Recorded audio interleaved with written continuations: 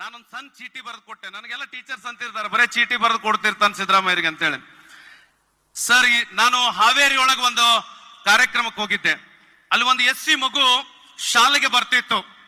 ಆ ಮಗು ಶಾಲೆಗೆ ನಮ್ಮ ಫ್ರೆಂಡ್ ಒಬ್ಬ ಮಲ್ಲಪ್ಪ ಕರಿಯಣ್ಣವ್ರಂತ ಹುಡುಗಿದ್ದ.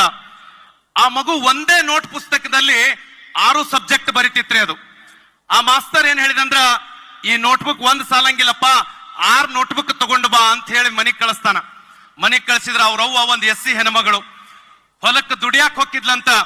ಯವ್ವ, ನಮ್ಮ ಮಾಸ್ತರ್ ನನಗೆ ನೋಟ್ಬುಕ್ ಕೊಡಸಂದ್ರ 6 ದಿನ ಆದ್ರೂ ಕೊಡ್ಸಕ್ ಆಗ್ಲಿಲ್ಲಂತ. ಕಡಿಕ ಮಾಸ್ತರ್ ಮನಿಗ್ ಹೊಕ್ಕಾನ್ ನೋಡ್ರಿ. ಮಾಸ್ತರ್ ಕಳಕಳಿ, ಯಾಕೋ ಶಾಲಿಗೆ ಬರಾಕತ್ತಿಲ್ಲ ಅಂದ್ರ ನೀವ್ 6 ನೋಟ್ಬುಕ್ ತಗೊಂಬ ಅಂದಿರಿ, ನನಗ್ ಬರಿಯಾಕ ನೋಟ್ಬುಕ್ ಇಲ್ಲ ಅಂದಾಗ, ಆಯ್ತು ಬಾರಪ್ಪ ನಿಮ್ಮ ಮಗು ಕೊಡ್ಸಕ್ ಆಗುದಿಲ್ಲಲ್ಲ, ನಾನ ಕೊಡಿಸ್ತೀನಿ ಅಂತೇಳಿ 6 ನೋಟ್ಬುಕ್ ಕೊಡಿಸ್ತಾನ.